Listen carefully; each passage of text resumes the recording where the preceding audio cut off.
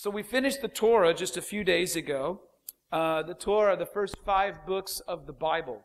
Torah, some people think means the law, right? It's the law. But actually, Torah actually means the teaching.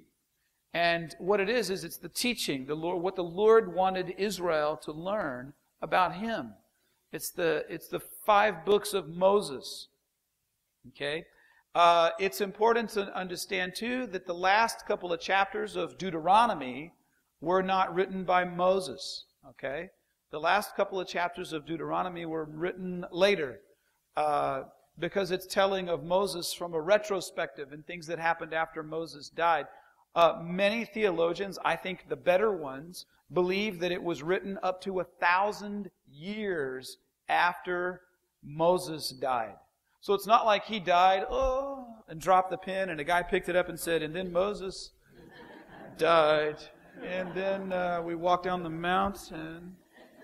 But up to 1,000 years later, because it's speculated that the reason why the Bible that exists today, and I'm not talking about the one that's probably in your hands, but the Jewish Bible has all the same books, but they're set up in different orders. Okay? So the Jewish Bible ends with 2 Chronicles. It doesn't end with Malachi. All right? And when you start to study the way that the Jewish canon is set up, they say that it was put together in what we call the intertestamental period. What does that mean, intertestamental? Anybody? In between the Old and the New. Okay? In that time, Israel was in Babylonian captivity. Okay? Maybe they had just returned or were just returning at that time. And there was a great need among the people to adhere to a messianic hope. Okay? So when you look at the Bible and the way that the Jewish Bible is laid out, it really speaks very strongly for the need for a Messiah, a deliverer to come and to save us and to restore order among us. All right? The reason why I say that is because Deuteronomy ends with the writer of Deuteronomy, they say up to 1,000 years later, saying that that up until now, or at this time, a prophet has not yet arisen in Israel like Moses. Okay? In Deuteronomy, one of the things, 2 things that we learned from Deuteronomy, and then we're getting into Joshua, right? So I just want to, as we're moving into this, one of the things was that Moses' brother and sister had an argument with Moses as to whether or not he should be leading the people. They were both older than him. They probably considered themselves wiser than their younger brother. And God had the 3 of them stand before the tabernacle of meeting. And Miriam, Moses' sister, got leprosy. And Aaron didn't say anything. And Moses kind of stood in the gap so that Aaron didn't get leprosy, because then that would have corrupted the high priesthood. And God says, when I speak to a man, I speak to him in dreams, in visions.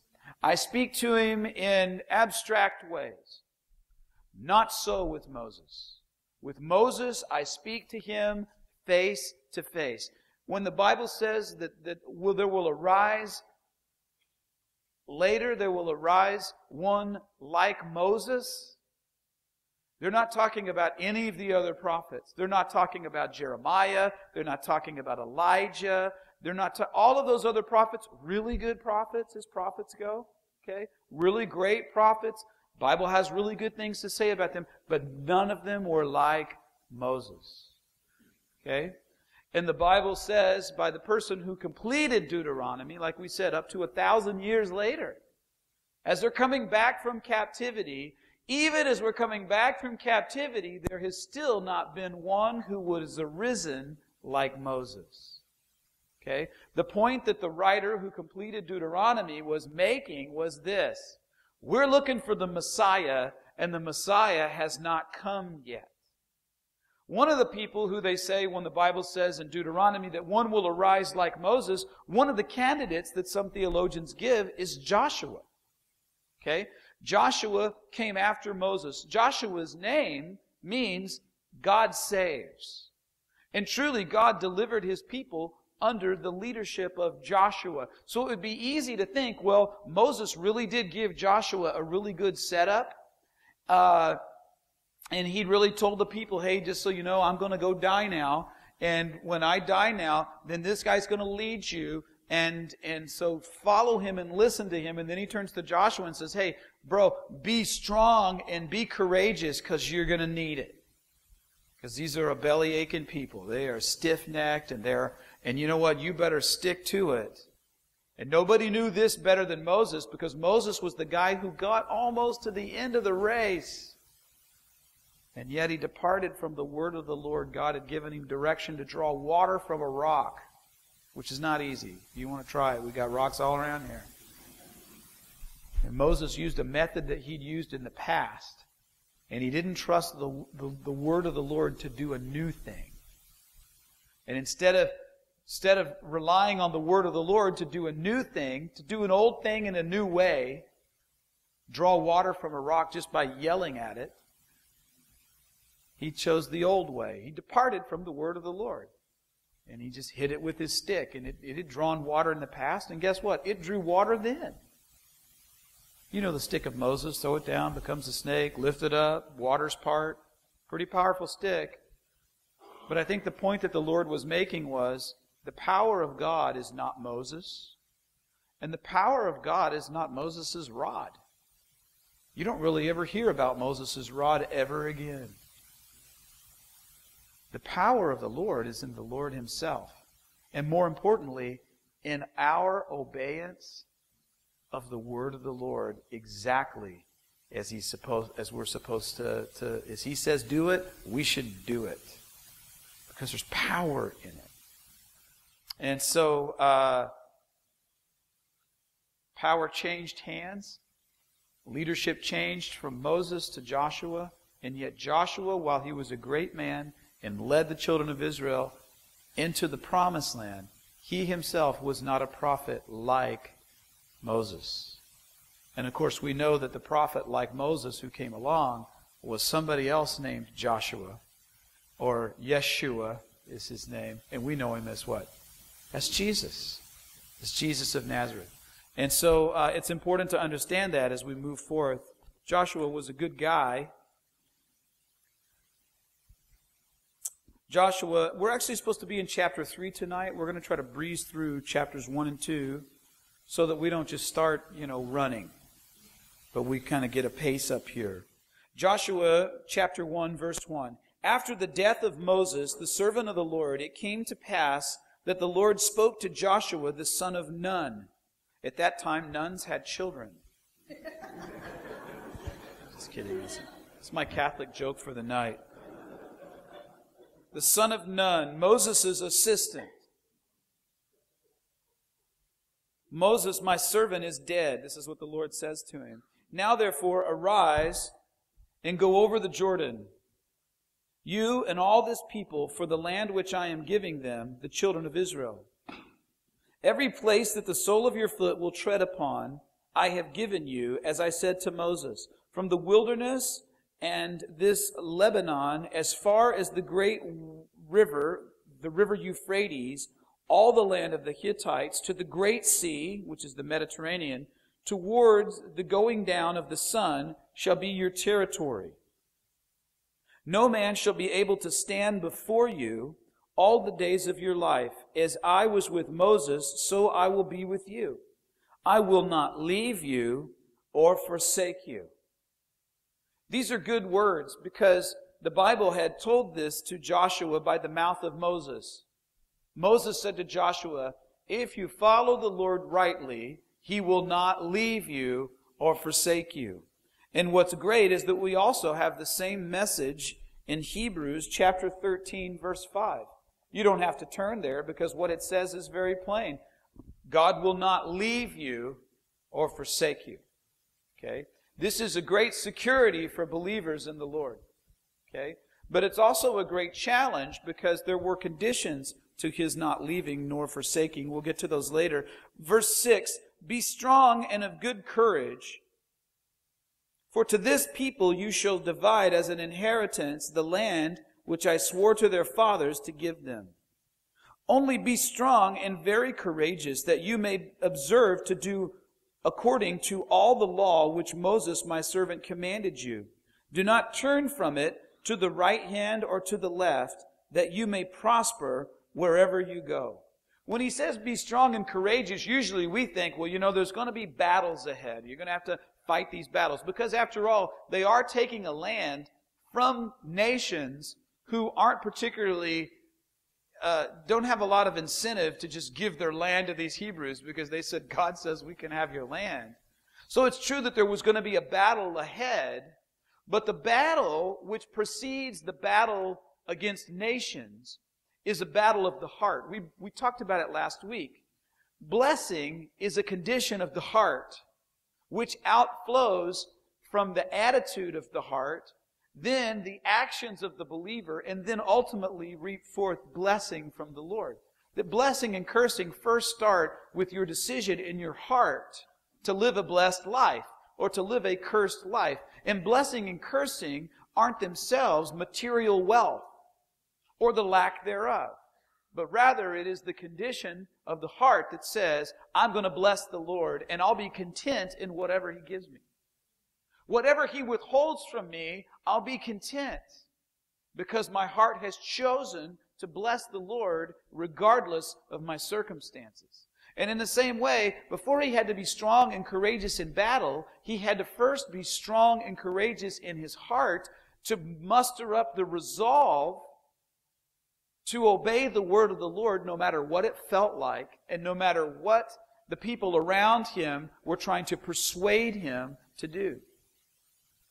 Let's read it again. He says, be strong and of good courage, for this people you shall divide, at verse 6, as an inheritance the land which I swore to their fathers to give them. Only be strong and very courageous, that you may observe to do according to all the law. What does he have to be strong and courageous to do? To follow the word of the Lord. That's what I want you to do. And not just strong, but you got to be strong and very courageous to be a man or a woman of God in our day and age and in our culture. You have to determine in your heart that no matter what happens, no matter where this conversation heads, no matter what this job opportunity is, whatever the situation is, I have already resolved in my heart to be strong and courageous and to follow the word of the Lord. And believe me, it's not as easy as it may seem. Only be strong and very courageous, that you may observe to do according to all the law which Moses my servant commanded you. Do not turn from it to the right hand or to the left, that you may prosper wherever you go. In politics, when we turn to the right, then what do we become? We become more what? Conservative. And when you turn to the left, you've become what? More liberal. Can we phrase this in a way that we can understand here? Turning to the right or the left, hey, you know what? I don't want you to be any more religious than I command you to be. Okay? You don't have to wear hair shirts and, things that make you feel uncomfortable and beat yourselves with straps in order to be right before me. And you don't have to be more conservative than I told you. You don't have to wear a suit and tie even when you go to the beach. You don't have to be that way. But at the same time, you're not allowed to be more liberal than I allow you. Okay? Eastern culture is characterized primarily by discipline without personal relationship. When you look and study Eastern religions, what do you have? You have disciplines, but you don't have that personal relationship with God. When you study Western culture and religions which are Western religion, what do you have? Well, they claim that you can have freedom with no accountability. All the freedom you want and nobody to hold you accountable to that. Okay? What is that? Well, that's easy. This is the West and the East. One of them says, you know what? We got to be more and more conservative. We got to be so disciplined and not have that personal relationship with God. Look at Al-Qaeda. Look at radical Islam. Look at what that is. It's you got to pray this many times a day and you got to wear this. And the women, if we see your eyes, maybe you better wear sunglasses, but we can't see your face. And keep your head covered. And you know what I'm saying? It's like there's all this discipline, and then there's not that personal relationship with the Lord. And there's spiritual pride in the discipline for those who can get higher and higher up. And we do all these disciplines, and so there's pride that puffs up. And then nobody else wants to admit that they're not doing it, and there's anxiety there. And then on the other side, you've got, over here, it's California. It's just, if it feels good, do it. Hey man, God's a God of love. There is no hell. He's never going to judge anybody. You just do what you want to do, man. And if it feels good, do it. And don't judge me, bro. God's like, hey man, you need to be very strong and very courageous. Because spiritual pride is going to want to make you be more religious than I've called you to be. And spiritual weakness is going to cause you to be more liberal than I allow you to be. And in either way, you're straying from my word. What is the point? The point is this. This is my word. Walk in it. And that's why it is so incumbent upon you and me to be in the Word. And to slow down our lives. Because you'd be amazed at how many philosophies that we just pick up that we think are godly, and then we read the Word of the Lord and we're like, wow, that wasn't very godly at all. He's telling Joshua the very same thing. Verse 8, the book of the law, sorry, I keep dropping this, I'm going to put it right here. The book of the law shall not depart from your mouth, but you shall meditate on it day and night, that you may observe to do according to all that is written in it. Not just some of it. Don't be one of those guys that says, well, we got the good half. I don't have to worry about the other half. That was the Jews. That was the old way. We got the right part now.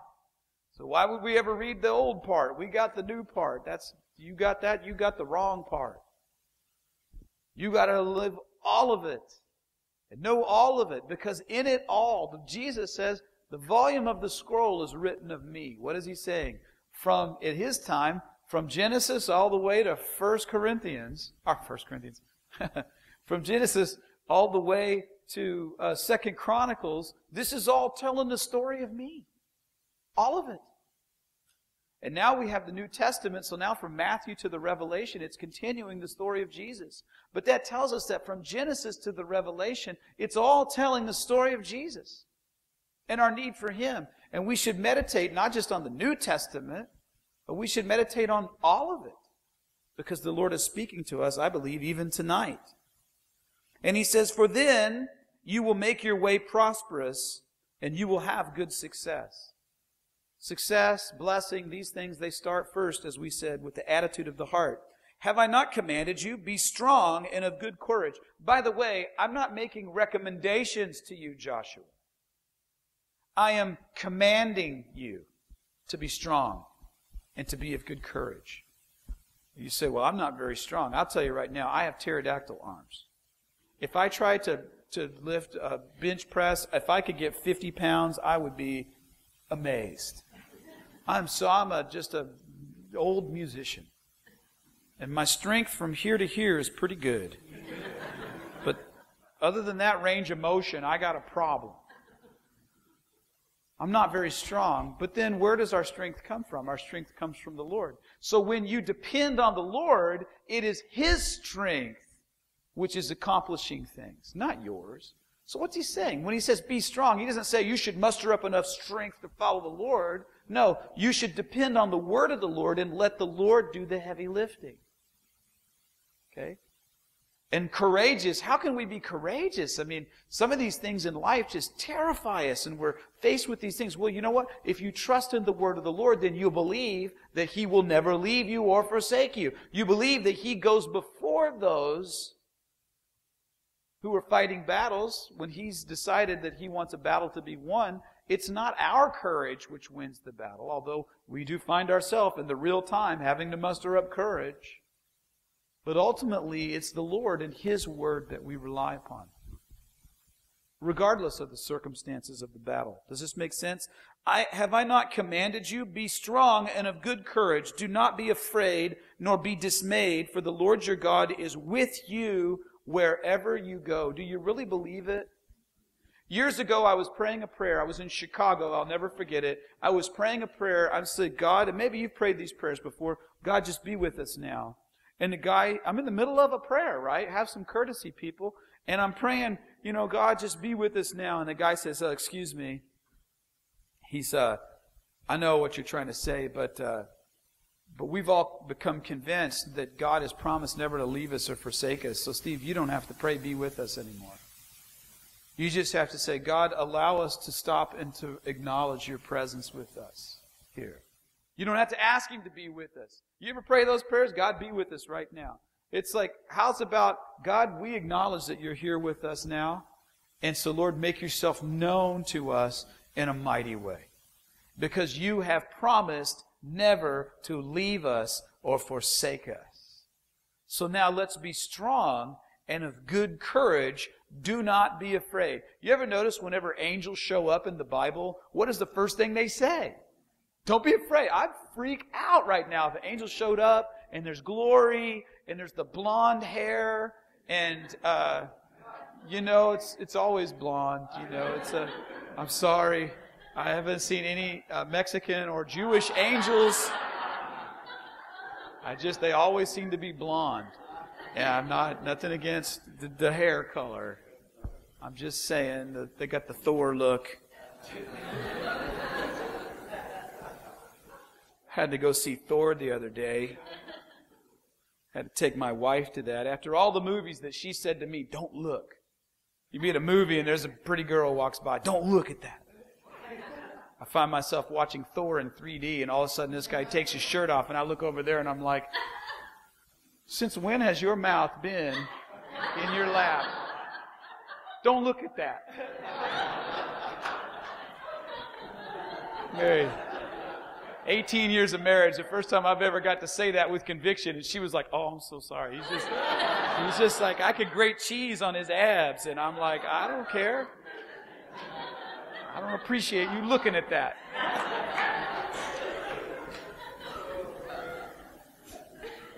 When the angels show up looking like Thor, they always keep the robes on. Don't be afraid. When the Lord shows up, in some way, manifests Himself, it's always don't be afraid. And why should we be afraid if the Lord showed up today? Shouldn't we be ready to go? But I think the presence of the Lord in our life, sometimes we recognize the ugliness in our own life. You ever been around a person that you thought, this person's way more spiritual than me? Like right now, if we got into like a spiritual wrestling match, they would just pin me in no time. And I just feel in the presence of the beauty of a life that's surrendered to the Lord, you just feel ugly. And some people, it humbles them to say, you know what, I need to go deeper in the Word. And then other people, it just makes them angry. And so they find a way to mock you and to try to find fault with, I'm not, you know what I'm saying? It's like when the angels show up, and I think when we're in the presence of something heavenly, we realize how earthly that we are.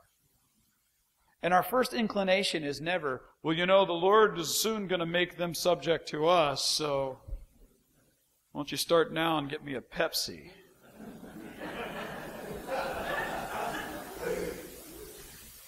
We don't do that because I think in the presence of heavenly things, even people who seem to be close to the Lord, it's just there's an intimidation. It's almost a power, an aura. I don't know how to say it, a charisma.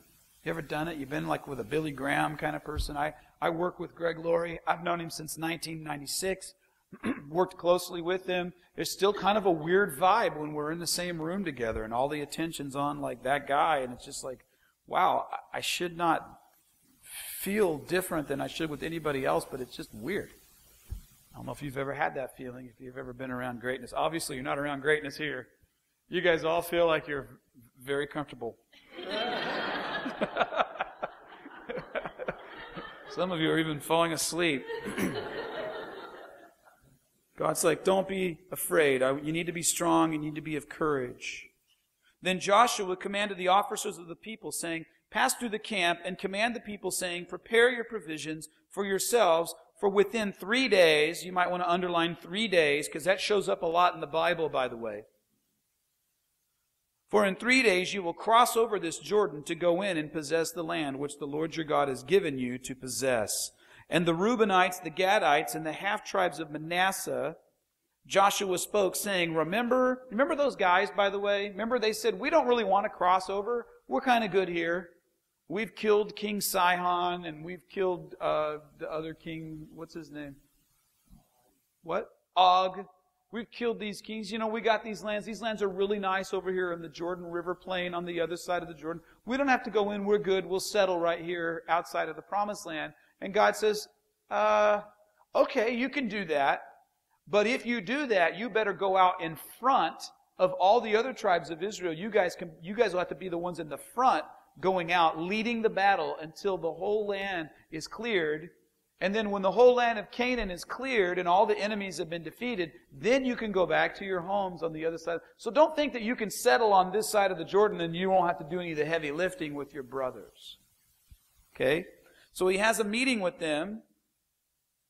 He says in verse 13, remember the word which Moses, the servant of the Lord, commanded you, saying, the Lord your God is giving you rest and is giving you this land. Your wives, your little ones, and your livestock shall remain in the land which Moses gave you on this side of the Jordan, but you shall pass before your brethren armed, all your mighty men of valor, to help them, until the Lord has given your brethren rest, as he gave you, and they also have taken possession of the land which the Lord your God is giving them.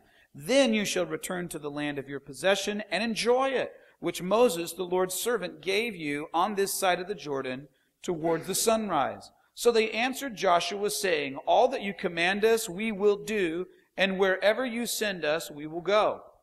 Just as we heeded Moses in all things, we will heed you. I think that's kind of funny because they didn't heed Moses in all things. It's almost like saying, yes, just as we obeyed the last sheriff, we'll obey you, says Al Capone and his friends at the funeral of the last sheriff. Only the Lord your God be with you as he was with Moses. By the way,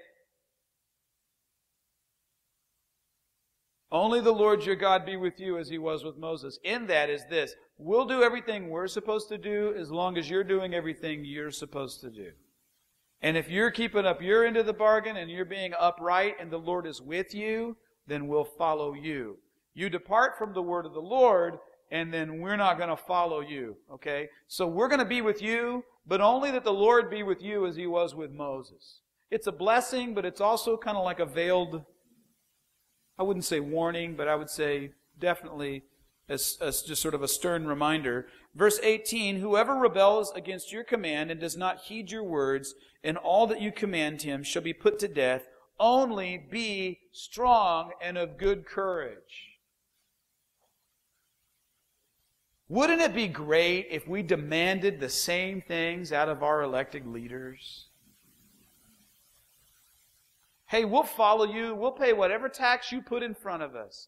Only be strong and of good courage and follow the word of the Lord, and don't go to the right or to the left of it. Chapter 2. Now Joshua the son of Nun sent 2 men from Acacia Grove to spy secretly, saying, go view the land, especially Jericho. You guys remember back in Numbers 13 when they sent spies out and the guys came back and they said, oh, great, is it a good land? They said, oh, great land, killer land. Look at these grapes the size of watermelons. It's incredible. It's an amazing land. Too bad we can't take it. Because, you know, there's giants there, by the way. I mean, there's no way we could take it. It's fortified cities. And while the Lord was right in that it's a good land, it's just not a good timing for us to go in there and to take it. That's what those spies came back with, a bad report. That's why nobody from their generation who was disheartened at their bad report, none of that generation got to enter into the Promised Land. Now their children have come up. Now they're sending a couple of spies out. Interesting, I think it's this. Last time they sent out 12 men. 10 came back with a bad report. 2 came back with the good report. Remember their names? Joshua was one of them, and the other one, Caleb. Now it's time to spy out the land again. And how many did they send out? 2. Okay? 10's maybe a bad idea to do that again. Let's send out 2 guys that we can trust with the word of the Lord. Is this making sense? Okay. My jury. And So they sent out two men. Now they sent out two men from the acacia grove to spy secretly, saying, "Go and view the land, especially Jericho." So they went and they came to the house of a harlot named Rahab and lodged there. Now there's all kinds of speculation as to why they went to the house of Rahab. I don't know that we really settled it this morning when we met. But nevertheless, they went to the house of a harlot named Rahab. We hear about her in Matthew 1:5 as a righteous woman. Isn't it great that we serve a God who would consider harlots righteous if they would turn from their sin and turn to Him? Who would consider murderers or drug addicts or any of the rest of us righteous if we would turn from our sin and turn to Him? They say that there's nobody in this world who's so good that they don't need the salvation of Jesus. And there's nobody so bad that they can't have it. We're going to learn a little bit about Rahab here if I read quickly. Verse 2, "And it was told the king of Jericho, saying, Behold, men have come here tonight from the children of Israel to search out the country. So the king of Jericho sent Rahab, saying, Bring out the men who have come to you, who have entered your house, for they have come to search out all the country. Then the woman took the men and hid them. So she said, Yes, the men came to me, but I did not know where they were from. And it happened, as the gate was being shut, when it was dark, that the men went out. And when the men went, where they went, I don't know. Pursue them quickly, for you may overtake them. But she had brought them up unto the roof and hidden them with the stalks of flax, which she had laid in order on the roof. Then the men pursued them by the road to the Jordan, to the fords," which is what? Don't ever trust the words of a hooker. I'm just kidding. "As soon as those who pursued them had gone out, they shut the gate. Now, before they lay down, she came up to them on the roof. And she said to the men, I know that the Lord has given you the land, that the terror of you has fallen on us, and that all the inhabitants of the land are faint-hearted because of you." Do you remember when Balaam was cursing the people, and how he was standing on a mountain and he was looking down at them? I don't know if we even brought this out when I taught through that, but there's no indication that Israel knew at that time that Balaam was cursing them, that a king from another nation was talking about them. And they're cursing them from above. Believe it or not, there's people who are looking into your life, and they're talking about you. And you say, what are they saying about me? And I say, I don't know. How are you living your life? They may be saying, now there's a person I want to party with right now, because they know how to party. And they may be saying, you know what? Don't invite them to our party. They're just going to poo-poo it by a bunch of gospel. They're going to put Harvest bumper stickers on all of our cars. I don't know what your reputation is, but what we do know is this. Israel didn't even understand probably when the Lord said, I will cause a great fear and a dread of you among the people from this point on. But the CIA knows what psych ops are. And God had already started His psych ops. What is psych ops? Psychological operations. Right? They had in World War II, they had the Tokyo Rose, and she would say, hey, we heard Louis Zamperini say it the other night, hey, Shirley Temple got pregnant and had an abortion. Just crazy, weirdo lies and stuff to dishearten the troops. There's just some crazy things like that. FDR died in a plane crash today. Why don't you give yourself up? Just right now, just stand up from your foxhole and we'll take you prisoner and we'll treat you good. And that's psychological operations. When we fly over a country and we drop thousands of leaflets over a country that says, hey, tomorrow, shock and awe, get the heck out of Dodge, that psychologically affects the populace. And you start seeing people streaming out of the city because they're afraid they're going to come and drop bombs all over the place. God had already started psychological operations. They were already deadly afraid of the Israelites. And their reputation is already starting to spread, just as God said that it would.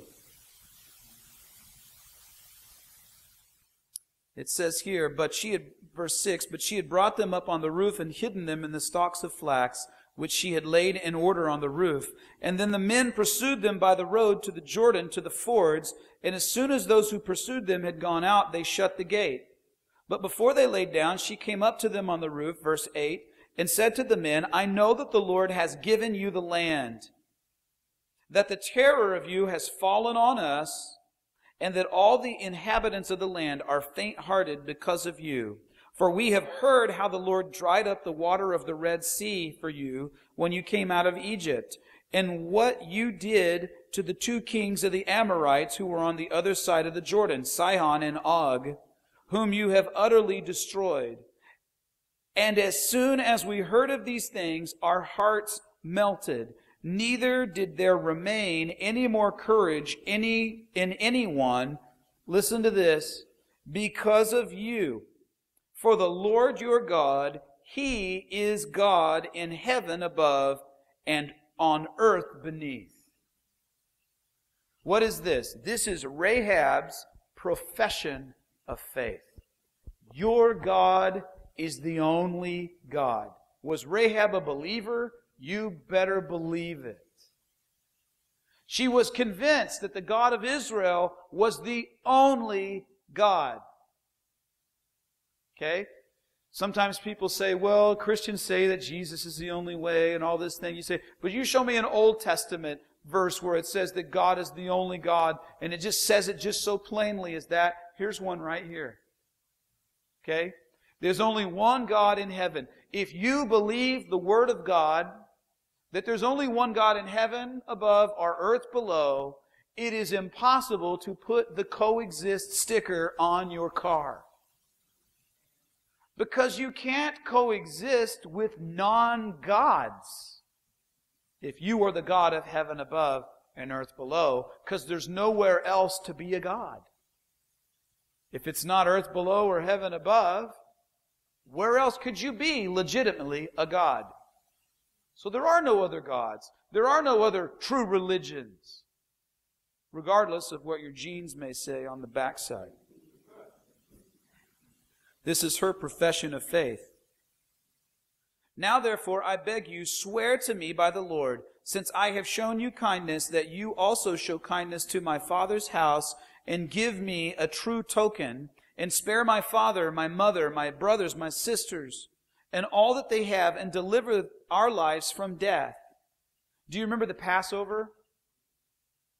What happened? All the firstborn died in Egypt, but those whose doorposts had the blood on it, and those who stayed inside when all the killing was happening outside, all of that, when they did exactly what the Lord said, then they were saved. Their families were literally passed over.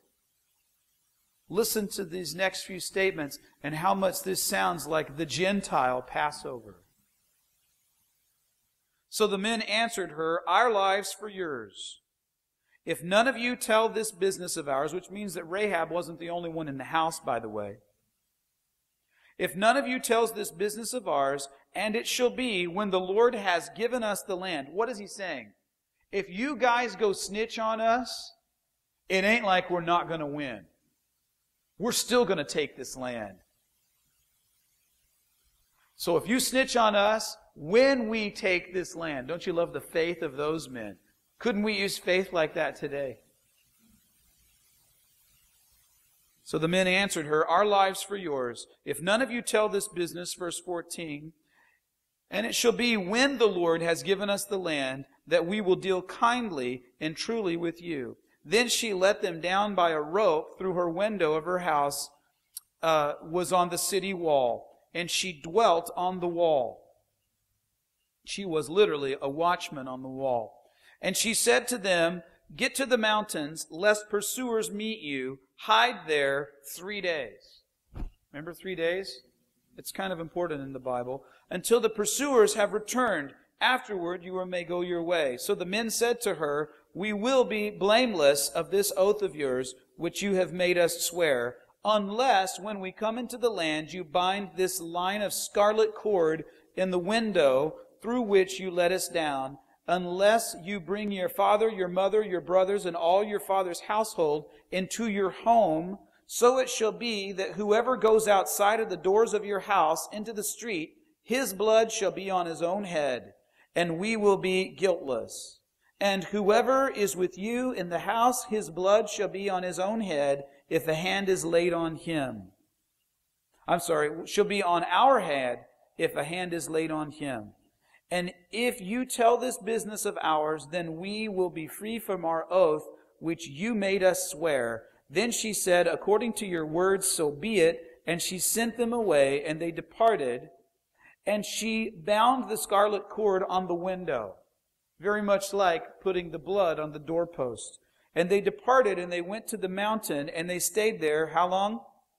Until the pursuers returned, and the pursuers sought them all along the way, but did not find them. So the two men returned, descended from the mountain, and crossed over, and they came to Joshua the son of Nun, and they told him all that had befallen them.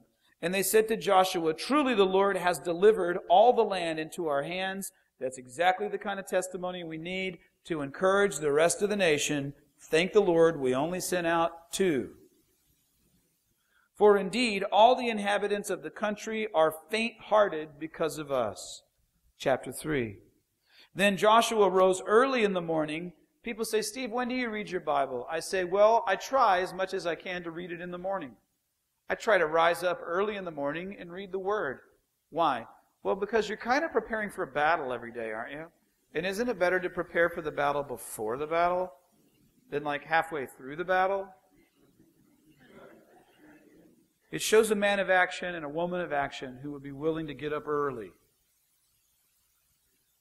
Joshua rose early in the morning, and they set out from the acacia grove, and they came to the Jordan, and he and the children of Israel, and all the children of Israel, and they lodged there before they crossed over. So it was after 3 days that the officers went through the camp, and they commanded the people, saying, when you see the ark of the covenant of the Lord, and the priests, the Levites, bearing it, then you shall set out from your place and go after it. Imagine this. Has anybody ever been to the Jordan River? Some of you have. Some of you have been to Israel. I know Steve Force has been there because I saw him there at the Jordan River. You remember the last time we were at the Jordan River? Isn't it cool to say that? So we're at the Jordan River, and it's kind of like the Jordan Ditch.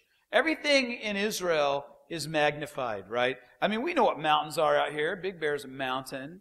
Well, in Israel, it's a hill, but in Israel, it's a mountain, right? I mean, we know what a lake looks like. We've been to Arrowhead Lake, you know. Well, in Israel, it's not a lake. In Israel, it's the Sea of Galilee. So it's like everything's bigger there. This is a ditch. It's not a river. The truth is that in the days that they're speaking of here, there truly was more of a riverbed. They say that the Dead Sea was so many more. I mean, they have, in the 1800s, men from the National Geographic Society went to Israel in order to scout it out and to map it out.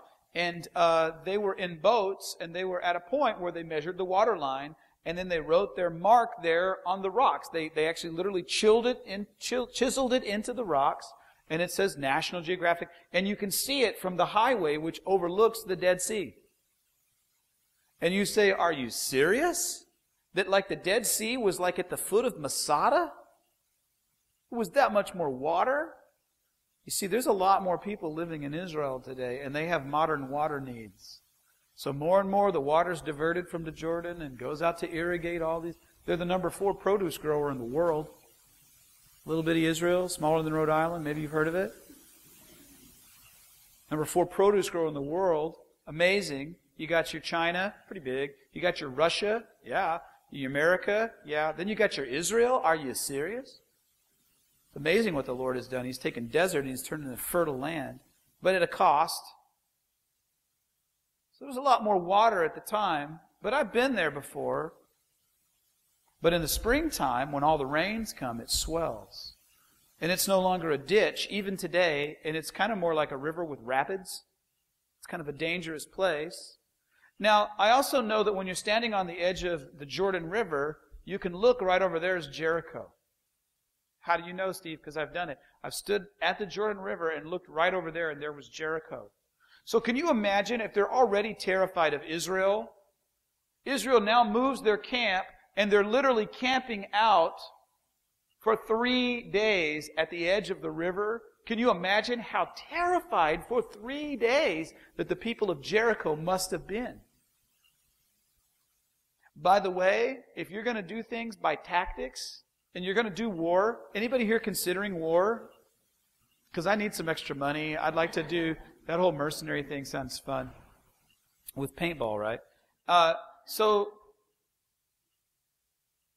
if you want to fight a war, one of the best things that you have going for you, especially if you don't have an overwhelming force, one of the best things you have going for you is the element of surprise. What is God saying?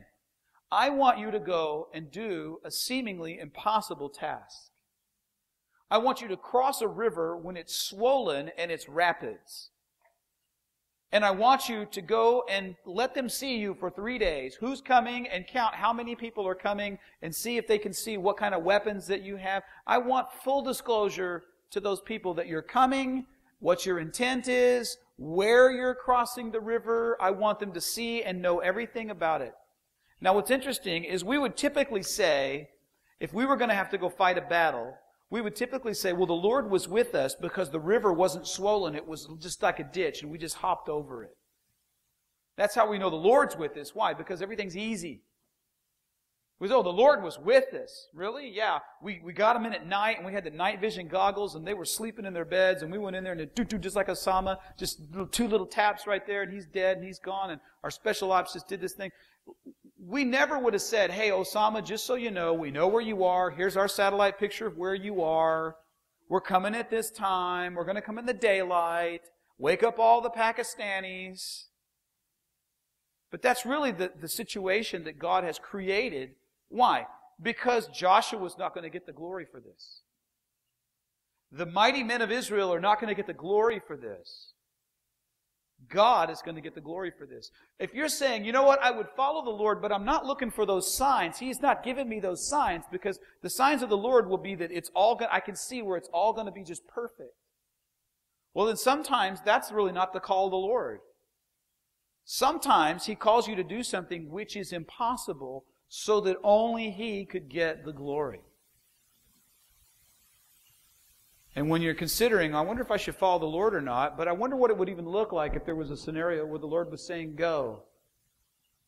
I just want you to put into your plans that God may be saying go at the exact worst time to go. I'm not saying it's every time. I'm just saying what we're learning here today, the worst time to cross the Jordan River, and the worst way to attack a fortified city is to let them know we're coming for 3 days. We're just here camping out, and they can all see us, Joshua. But don't worry about these people right now. We got a raging river to cross. That's the kind of scenarios, if I could even say it, that's the kind of scenarios that God loves. Because He gets the glory, and we get the victory. Amen?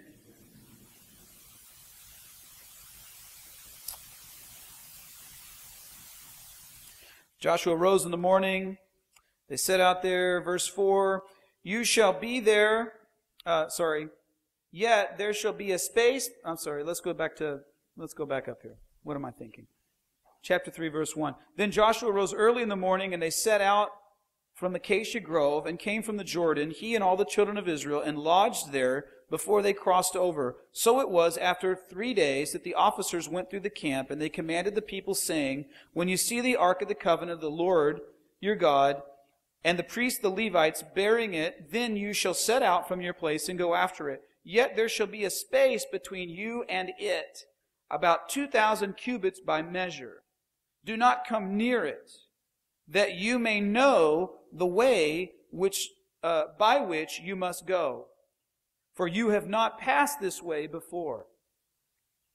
God's doing a new thing. He's doing it in a new way. And the best way to follow the Lord is to get behind Him. Sometimes we try to follow the Lord and we want to be right next to Him. But it's hard to tell which way He's going, left and right, if we're not following Him. Know this, God's not your buddy. He's your Lord, so get behind Him and follow Him. If he turns right, it's easier to notice that he's turning right. If he turns left, it's easier to notice if he's turning left. Get behind him and follow him. He's saying, put some distance between you because you don't know where you're going. And oftentimes in life, we get a sense of where God is leading us. And we go, okay, yeah, got it, God. Thanks. We got it. You're going this way. Okay, I'm just going to go that way. And all of a sudden, we get ahead of the Lord. And sometimes we're going to a place He's eventually going to take us, but we didn't realize He was going to take us by another way. That's why it's important to be reading this Word like your life depends on it, because it does. And following the leading of the Lord by following His Word and saying, God, I don't want to get to the left or to the right of it, and I definitely don't want to get ahead of you. And in this sense, I don't really want to walk next to you. I want to be behind you because my job is following you. They have a saying in Israel that you should follow your rabbi so that what? So that his dust covers you. You're covered in his dust. So you're behind him. Is this the way that we follow Jesus? And Joshua said to the people, sanctify yourselves, set yourselves apart. For tomorrow the Lord will do wonders among you. Isn't it interesting? So if you want God to do wonders among you tomorrow, you have to settle your heart today to separate yourself from this world and to live as He has called you. You separate yourself today, and then you'll see Him lead you tomorrow. Okay? I want to work out. I really do. I want to have like muscles. And so Carmen Rigg is one of my big friends at Harvest. Pastor Carmen, he's got a lot of muscles. He's got muscles to spare. I was at his house the other day. He was having a garage sale. He was actually selling some of his muscles. And so he goes, you know, Wiggins, not working out today makes it easier to not work out tomorrow. So you say you're going to work out tomorrow, and then you're going to say that every day. So the right time, do the right things right now. If you want to see the results tomorrow, you have to sanctify yourself today. Where do you stand with the Lord today? And then ask yourself, do you think that it's going to be easier 2 weeks from now when you finally get around to sanctifying yourself? And when I say sanctify yourself, I don't mean earn your own salvation. I mean literally setting yourself, your life, everything that you are, everything that you own is set apart for the service of the Lord. You do this today and you'll see Him work mighty things tomorrow. Okay? So don't necessarily be looking for the results today. You just simply trust in the Word of the Lord because it is the Word of the Lord, and your act of worship is, even though this might not look or feel right, I'm still going to trust your Word. And I'm believing that tomorrow you'll do great things, and I'm going to let you determine what tomorrow means. He says, and the Lord said to Joshua, this day, verse 6, then Joshua spoke to the priests, saying, take up the Ark of the Covenant and cross over before the people. So they took up the Ark of the Covenant, and they went before the people. And the Lord said to Joshua, this day I will begin to exalt you in the sight of all Israel, that they may know that as I was with Moses, so I will be with you. You shall command the priests who bear the Ark of the Covenant, saying, when you have come to the edge of the water of the Jordan, you shall stand in the Jordan. Have you ever been to like rapids? Anybody ever do one of those rapid things, like the Colorado River thing, where you're screaming like a little girl, even though you might be a big guy, or maybe you're just a girl and you're screaming like a girl. Nevertheless, so here's this rapid water. He's like, here's what I want you to do. I want you to take the most important furniture in the world, put it on your shoulders, and step into the rapids. No pressure, we're all counting on you. He says, when you have come to the edge of the water, you shall stand in the Jordan. Verse 9, so Joshua said to the children of Israel, come here and hear the words of the Lord your God. And Joshua said, by this you shall know that the living God is among you, and that He will without fail drive out from before you the Canaanites, the Hittites, the Hivites, the Perizzites, the Girgashites, the Amorites, and the Jebusites. Behold, the Ark of the Covenant of the Lord of all the earth is crossing over before you into the Jordan. Same thing that Rahab just said. Same testimony that Rahab just gave. Your God is the God of all heaven and what? And all the earth below.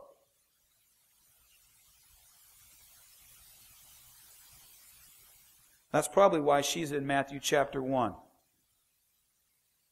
Now therefore, take yourselves 12 men from the tribes of Israel, 1 man from every tribe. And it shall come to pass, as soon as the soles of the feet of the priests who bear the ark of the Lord of all the earth, shall rest in the waters of the Jordan, that the waters of the Jordan shall be cut off, and the waters that come down from upstream, and they shall stand as a heap. And so it was when the people set out from the camp to cross over the Jordan, with the priests bearing the ark before the people, and as those who bore the ark came to the Jordan, and the feet of the priests who bore the ark dipped in the edge of the water, for the Jordan overflows its banks during the whole time of harvest. Because earlier you might have been saying, well, how did you know that it was overflowing? I read ahead. It's part of being a teacher. The Jordan was overflowing. Steve Force made a very interesting observation. I'm going to point it out because I think it was from the Lord and not from Steve himself. If you look at the Jordan River, you know, living water is water which flows from one place to another. Okay? So while you have fountains here, it's a fountain, but it's kind of recirculating, so it's not really living water. So like a river, though, is living water. And it comes from one source and it comes down. That's why when Jesus is at the woman at the well, and he says, I can give you living water, and they're sitting at a well, and well water is not living water because it doesn't flow from one place to another. And she's like, how can you give me living water? We're at this well. So the living water is flowing from up north. There's life up north. And then down below, the Jordan River has no outlet. It goes into the Salt Sea, or what we call the Dead Sea. And it just stays there. Nothing is living there. And if you think of things in terms of a covenant, especially when you look at the last, remember at the end, last week, we're talking at the end of Deuteronomy, and he says, behold, I give you today living or dying, blessing or cursing.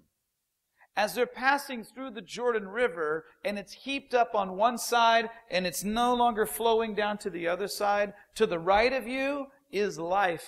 To the left of you is death, and you're entering into this covenant land. Literally, living, dying, blessing, cursing, and the whole nation is going through.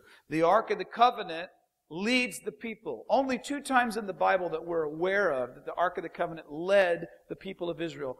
First is the very first time that it took off. And now this is the second time where the Ark went. But usually the people were around the Ark, and then they moved out as a nation, with the Ark being the center of the nation. Now you have the Ark moving out in front of the people. So the people are all behind the Ark. The guys set their feet into the water by faith, because we hope we don't get swept away. And by faith, the water heaps up over here, and it starts to dry out over there because there's no water flowing that way. And then the men are just standing in the Jordan River holding the ark, and now all of the people of Israel are passing through them as they're standing in this riverbed. And now they were before the people, but eventually the very last Israelite goes, and now what do we have? But now we have the ark going behind the people. You say, where does it say that? Verse 14. So it was, when the people set out from their camp to cross over the Jordan, with the priests bearing the ark of the covenant before the people. And as those who bore the ark came to the Jordan, and the feet of the priests who bore the ark dipped in the edge of the water, for the Jordan overflows all its banks during the whole time of harvest, that the water which came down from the upper stream stood still and rose in a heap very far away at Adam, the city which is beside Zaretan. So the waters that went down into the sea of the Arabah, the Salt Sea, failed and were cut off. and the people crossed over opposite Jericho. Then the priest who bore the ark of the covenant of the Lord stood firm on dry ground in the midst of the Jordan, and all of Israel crossed over on dry ground until all the people had crossed over, had completely over the Jordan. So here's what we see. The covenant of the Lord, the promise of the Lord, His promise to us, not only goes in front of us, but it waits and also goes behind us. God doesn't just have a glorious future for you, which I'm sure that He does. Right? Because Jesus says, I go to prepare a place for you. And if I've gone to prepare a place for you, surely I will come back and receive you to myself. But know this, He's promised never to leave us or forsake us. God doesn't just have your front, but He also covers your back. Isn't that great? Isn't that great to know that until the last person crosses over, this covenant stands? We say, I don't know. I mean, I prayed the prayer and I gave my life to Jesus and I've committed to follow Him, but am I really significant enough for Him to actually save me? Has He really purchased for me a place in heaven? Here's what I like. It doesn't matter if you're young or old or rich or poor, if you're just a carpenter or whether you're the high priests. Everybody in Israel crossed over. And what was standing there is their sign of faith as they faithfully marched forth. Because it's one thing to stand out there and to be the first guy to step in there with the ark. But then when you see those waters piled up over there, you're like, oh my gosh, let's get a good run at this one, because I want to like sprint across that riverbed. Because what happens if God really doesn't want to save me? Everybody who took a step into that riverbed, no matter how dry that it was, took a step of faith. Because surely they had heard the stories of Pharaoh, who also went down into the Red Sea and yet never came out. Okay? God and His Word. I love the old hymn, my hope is built on nothing less than Jesus' blood and righteousness. And I am so glad that it is His covenant for me. That He paid the penalty for me. He left nothing for me to finish except to believe in His promise. Now, belief in itself is not a work.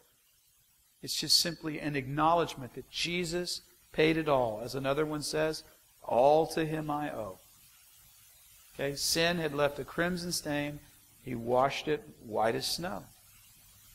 And so it is incumbent upon us to recognize what God has given us in terms of deliverance. Because we probably identify more with Rahab than we do with Joshua. And yet both made the same profession of faith in the Lord, word for word, and the Lord saved both of them from the coming judgment. And Rahab not only was allowed to live among the people of Israel, but she also married in the people of Israel. And she then bore children who were in the line of the Messiah. Read it. Matthew chapter 1. Is that beautiful or what? Is that wonderful or what? And guess what? No matter what sin you have committed, it is that profession of faith. It is this starts with the belief in your heart and the confession of your mouth. And you too could be saved. Okay? Does this make sense to us? Let's live that victorious life. Let's be strong and courageous. And let's commit it in our hearts first to be blessed. Then live obediently. And then live in that life of blessing. Not turning to the right or to the left, but seeking His Word and walking in it. Amen?